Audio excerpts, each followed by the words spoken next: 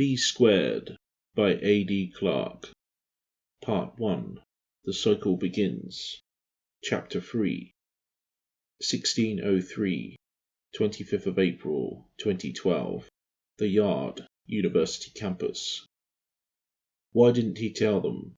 He dared not, because even seeing her face in twisted flashes and hues meant everything.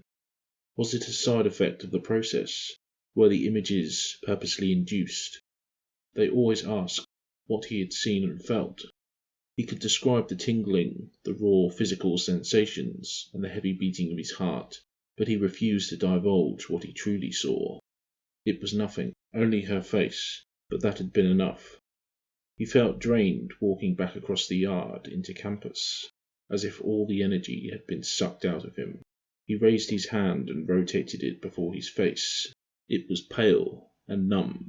Sleep whispered to him, his heavy eyes compelling him to rest.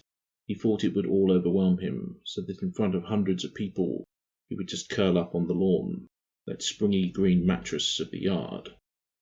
He often felt this way after a long day at the lab.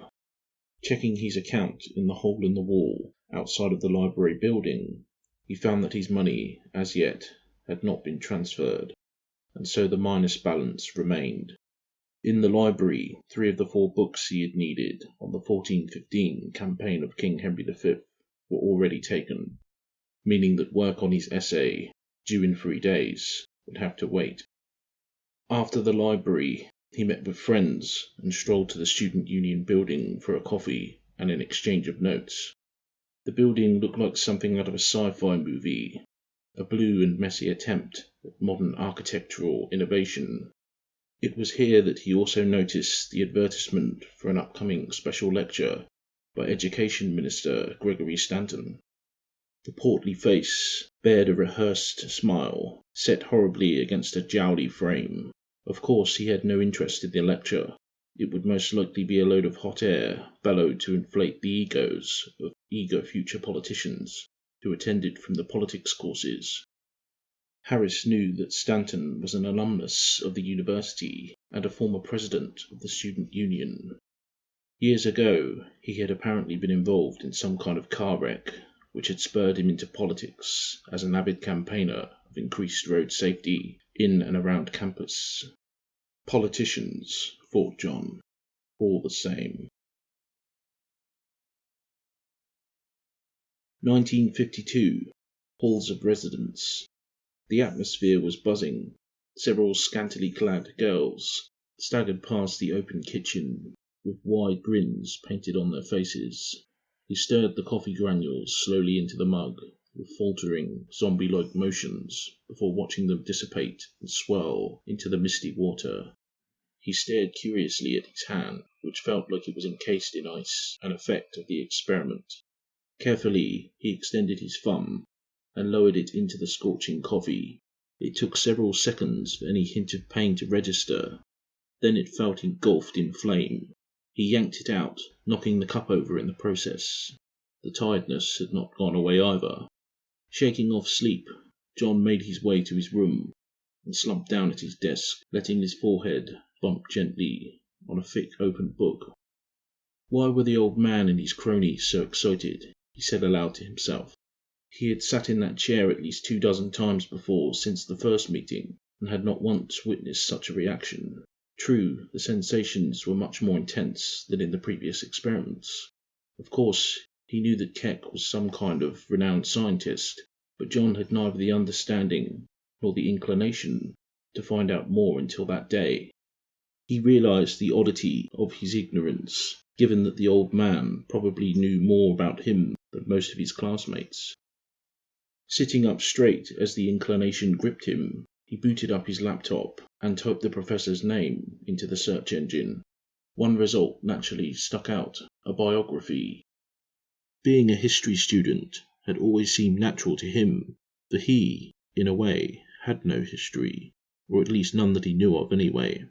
As an orphan, he had been nameless until adopted at 9 by Mr. and Mrs. Seacombe, another John Doe, adrift in the wastes of anonymity. His earliest memory was of a birthday party at the orphanage. It was there that he received the first thing he had ever owned, a 9-carat gold St. Christopher's chain, bought by his carers. Fingering the chain around his neck, John savoured the memory. Old things, he thought, old books, ancient sources, all rooted reality to the present, our collective compass of consciousness. History is identity. It shapes who we are and explains what and why we are. Unlike in the orphanage among his fellow unknowns, his current friends were known, with their pasts and their parents in turn, each with their linear stories that could be traced back at leisure. It was this sort of thinking that led John to his fascination with history and the individuals that made it. He enjoyed nothing more than reading of historical figures, and he suddenly could not help but read of Keck. The article read, Professor Reinhard Maxwell Keck, born December 14, 1956, is a physicist, inventor, and chief proponent of teleportation theories, with published papers on cosmic string, wormhole, and various faster-than-light theories.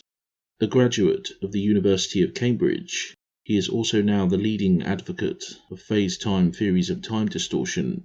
He received the Nobel Peace Prize for Physics in 1997 for his groundbreaking paper, Phasing Theory and the Possibilities, which suggested that it was possible to transport complex molecules and even organisms across space or perhaps even time. He has received various honours, including time travel, snorted John. As in flying cars and shaking hands with Hitler. He rolled his eyes derisively and clicked off the page, returning to the dull black and white of his lecture notes. He was indeed a student of history, dealer of facts, not Hollywood myths. John gave no more heed to Professor Keck's games for a time, and drove on with writing up his notes.